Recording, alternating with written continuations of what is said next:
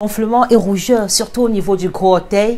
Aujourd'hui, je vais vous parler de cette maladie dont parfois elle passe silencieuse parce que ça va commencer par un excédent d'acide urique dans le sang et au fur et à mesure, quand la petite goutte d'eau déborde le vase, vous allez ressentir pendant la nuit surtout des crises inflammatoires au niveau surtout du gros orteil. Je vais vous parler de deux éléments ou encore de deux aliments ou groupes d'aliments à ne pas toucher en cas de crise de goutte.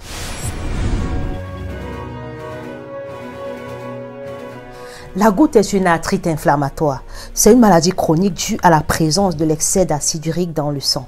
On parle du périuricémie généralement.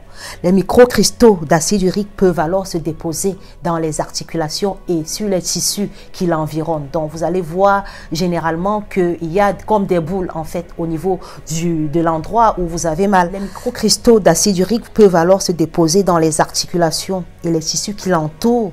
Vous allez ressentir qu'il y a des petits gonflements créant une inflammation ou encore arthropathie. On appelle arthropathie.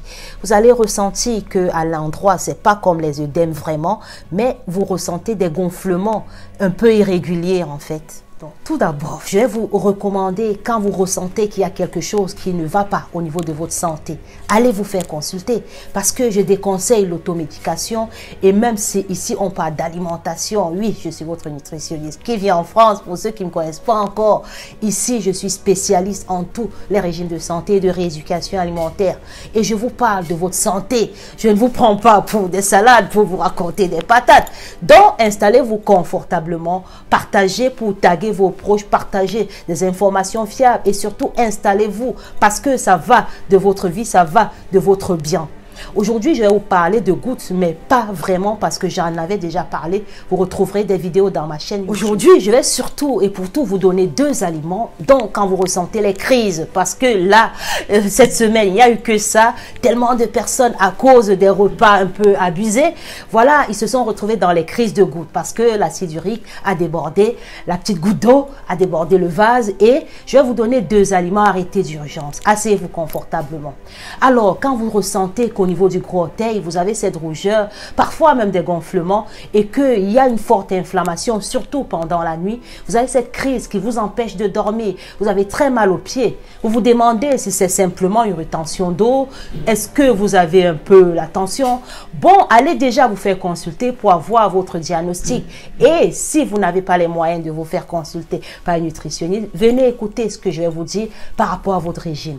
Donc de suite, vous devez agir. Comme premier aliment, c'est pas un aliment en soi, c'est un groupe d'aliments. Je vais vous parler des légumineuses, oui, parce que les légumineuses, ils ont tendance à être concentrés en purine et ça ne va pas vous aider puisqu'on va basculer plus vers des aliments qui vont pas apporter de la purine. On va éviter tout ce qui est concentré en purine. Les légumineuses, c'est quoi? C'est du haricot rouge, c'est du soja, c'est des pois, petits pois ou pois chiches, ce que vous voulez en pois. C'est aussi les haricots aux yeux noirs, c'est plein de flageoles en fait, tout ce qui est dans des gousses. Vous voyez, genre soja, vous n'allez pas en manger flageolets et c'est surtout quand je déconseille les légumineuses, je m'adresse aussi généralement aux végétariens qui consomment des produits protéinés issus des légumineuses. Donc du coup, les steaks végétariens généralement c'est fait à base de soja ou de produits dérivés comme du tofu. Faites très attention, lisez attentivement et si c'est un steak à base de soja et tout, si vous souffrez de gouttes, vous ne devez pas manger. Comme deuxième aliment, je dirais plutôt un groupe d'aliments. Ah oui, on va pas toucher à la charcuterie.